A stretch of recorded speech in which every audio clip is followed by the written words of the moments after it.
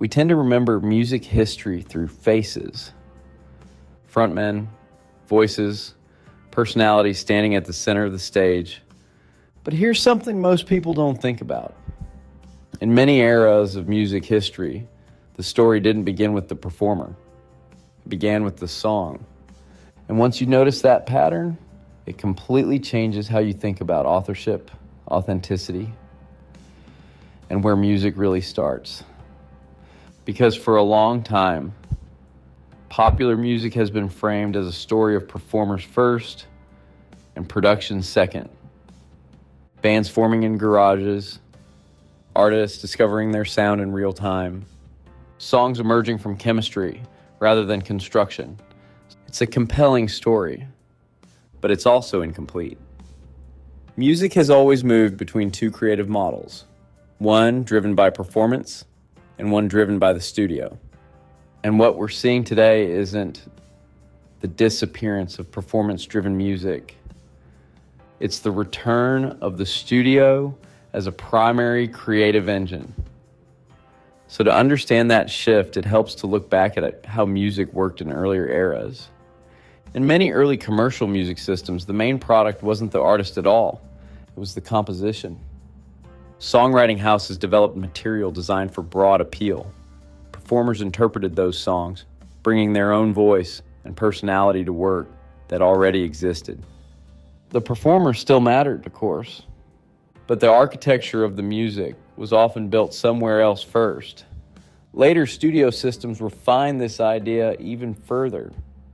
Production environments emerged where producers, arrangers, and songwriting teams developed material with specific voices or artistic concepts in mind.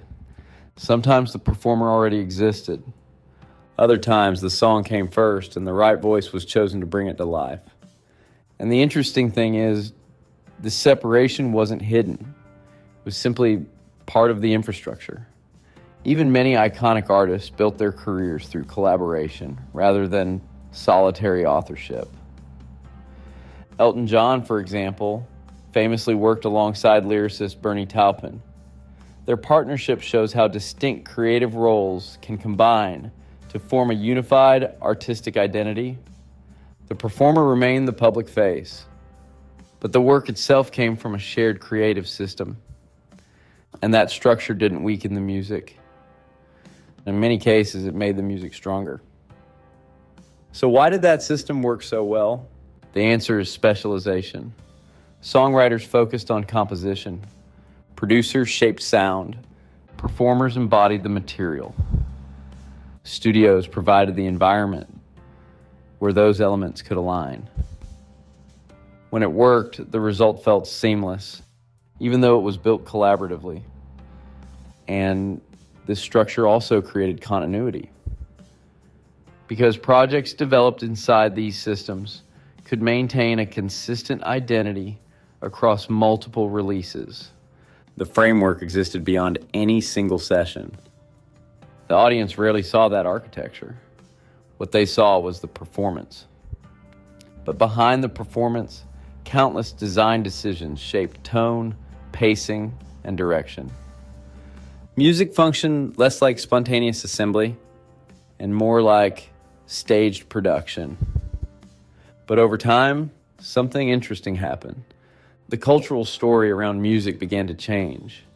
The image of the self-contained band or the singular creative genius became the dominant narrative.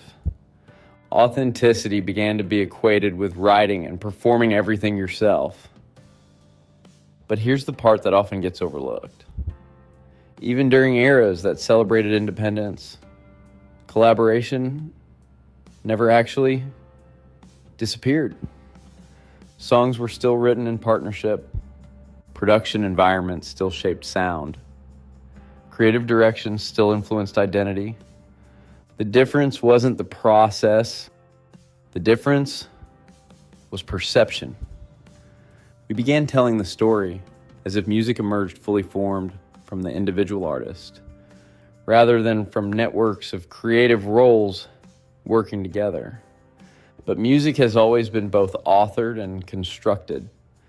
And that brings us to what's happening now.